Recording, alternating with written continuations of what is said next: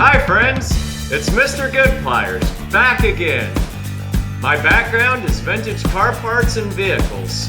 I love them, but just as much I love the places they rest, the people who have them, and the stories and lore that come along too. So follow me and I'll show you what I found today. I'm Mr. GoodPliers, and this is Diecast Corner. Alright, we've got another diecast review for you today. This one will be Johnny Lightning Off-Road 2-Pack. Got the Jeep Cherokee XJ and the 1976 Chevy G20 van. Alright, the first one out is the Jeep Cherokee XJ. Now this depicts a vehicle that was built by Chrysler Corporation for almost 20 years, and it was just a venerable on-road, off-road commuter vehicle. They used them in postal routes and fleets. They built millions of them, and you just saw them around everywhere, and so a lot of them have survived. A lot of them now are in the hands of hobbyists, which is kind of what this one is depicting. Somebody's light build, you know, kind of a street and off-road combination, not a full off-road, but something you could drive to work during the week and take out on the trail on the weekends. First thing really you notice about it is the color, and it's actually a black under base paint. There are some light green tones that they've airbrushed on, and then also some mud splatter. One thing I notice about the mud splatter is it's only on the body. The wheels and tires just have green toning, so somewhat convincing, but not exactly probably all the way authentic with just the brown mud on the body and none on the tires. Of course, you know, a diecast is depicting a vehicle that is in real life, but it is beholden to the manufacturing processes. And so I'm imagining the wheels probably were done on a different line. Very good small details. You can see you've got the off-road license plate there, which is just a great micro detailed decal, and then zoom in on the 4x4 little logos there on the sides on the back quarter panel, just right below the rear window, quarter window. On the top we've got the spare tire. Bottom detail is great, depicts a lifted suspension with the drive shafts and the extended shocks and extended parts. And then coming around to the side, we've got the snorkel there that runs up the A-pillar. And that snorkel would be something, if you were in deeper water, that would suck air instead of water into your intake for the engine to keep running and not stall out and hydrolock. Then around on the front here, we can see it's got a nice depiction of an aftermarket built winch bumper, and looks like upgraded, probably LED style headlights, as best as the little dabs of paint can render them. And again, spin this around for you one time. Just a great off-road trail rig. Got the typical modifications that you would see The last of these were built, I believe, in 2001 approximately, and then they switched over to the Jeep Liberty. So, so a good 16, 17, 18 years, somewhere in there, they built these, and that's, they're getting to be now 35, years old, and so there's still a lot of them around, still a lot that are on the road today and being modified by their owners in all sorts of different ways, and this is a depiction of that. So this is going to be a solid, I would put it 9.5 out of 10. The only thing I have just a little bit of a beef with is the detailing, just not quite convincing, but what's there is pretty realistic, pretty authentic, and shows a good shading, good color variant. So pretty faithfully executed vehicle by Johnny Lightning. And to finish up here, we have the 76 Chevrolet G20 van. This one, wow, what a knockout. You've got the deep blue pearl is the first thing that grabs you, and the white bumpers offset that. So and then got the white wagon spoke or modular wheels there maybe, kind of to tie in all the white. And then lastly, zoom in there on the body striping. So just a great visually balanced vehicle with great color tones. The dark muted blue there really helps your eye to really view this as a real vehicle that is shrunken down. It doesn't have that that loud, harsh color that gives it a real toyish look. That those muted colors really are what helps your eye to say, hey, this is convincing that it's the real thing, just shrunken down.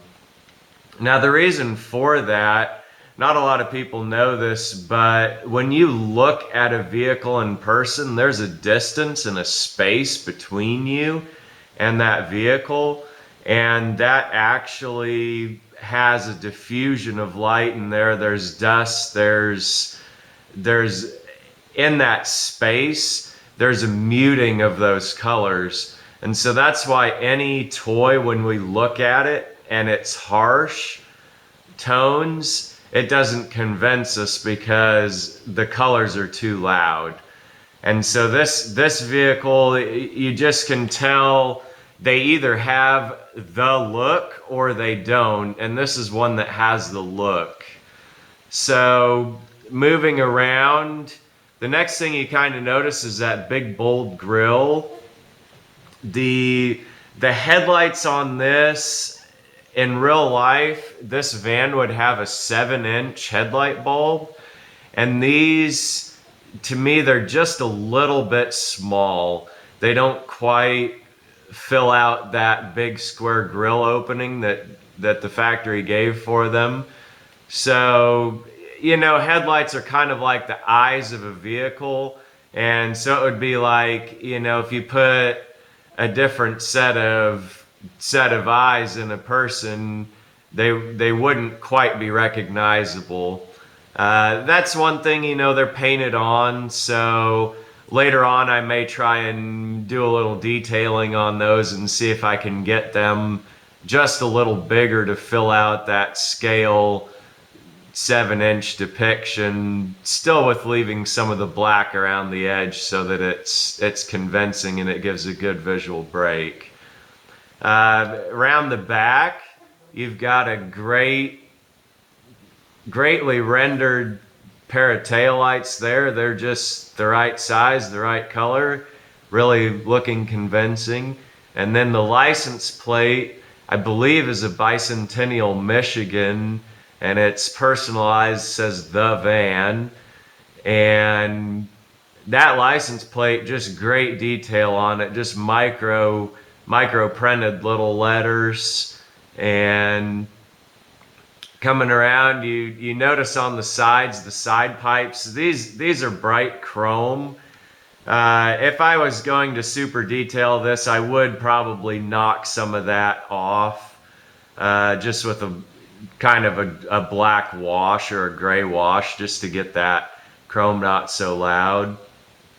And then one issue that all three of the big manufacturers have struggled with, which is Johnny Lightning, M2, as well as Greenlight, is you see on that front tire there, it's not quite wrapped around. So, and then also on the roof there, you can see that top, the bead there in the sidewall, that tire didn't quite get wrapped around. So I'll probably use some little tools and see if I can get those finished right, put right. Only other minor detail that's missing, and that's because of the stripes, is that the door handles don't have an extra little streak of silver paint to denote them and to bring them out. And so unfortunately they kind of get lost under the stripe. And again, not a big deal. None of these things that I've brought out are a big deal or any kind of a deal breaker. They're just things that if you're not a collector who wants to keep them pristine, which I'm not, I'm really into the authenticity of them, and I will take the time to detail them with the paint, or like some of these have wheels that aren't stock, or they have ride heights that are different. And I'm the kind of guy, I will take the time to make them as authentic as possible.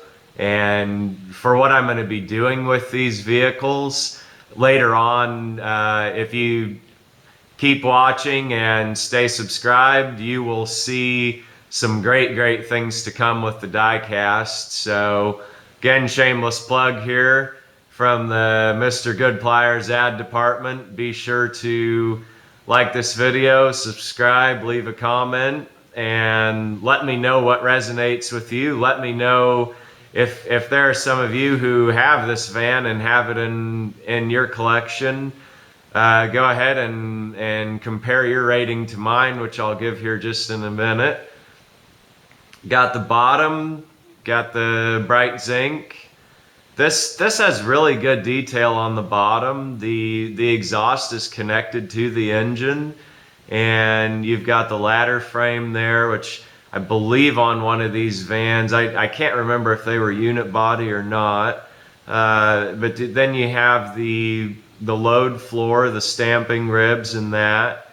This is a two-wheel drive suspension, so maybe not exactly the off-road capabilities that are depicted, but luckily it's just a miniature, and it's not one that we will actually have to jump in and drive to get us out of a jam.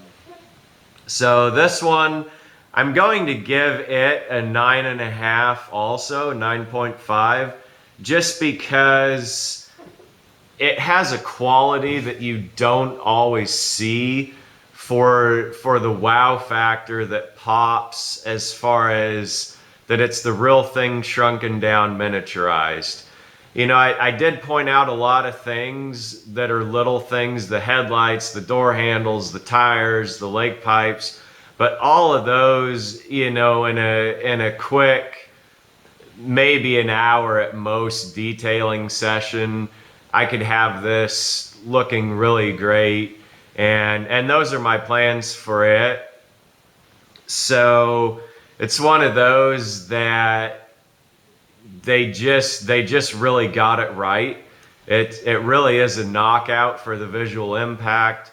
And again, I want to make note of the balance in the color. The dark works really well with the lighter white on the bumpers, and the bright white bumpers, bright white lettering on the tires, the bright white wheels, the bright white striping. All of those things just really bring it out, give it a great visual balance. And this is one of those that just great effort, great faithful execution. The proportions of the van are great as far as the tooling, the body lines. There's no sag in the roof. The roof has a great crown to it. So solid, strong 9.5. I'll put my little touches on it, and when it goes on the shelf to display for permanent display, it'll be a number 10. Thanks for watching. This is Mr. GoodPliers saying goodbye.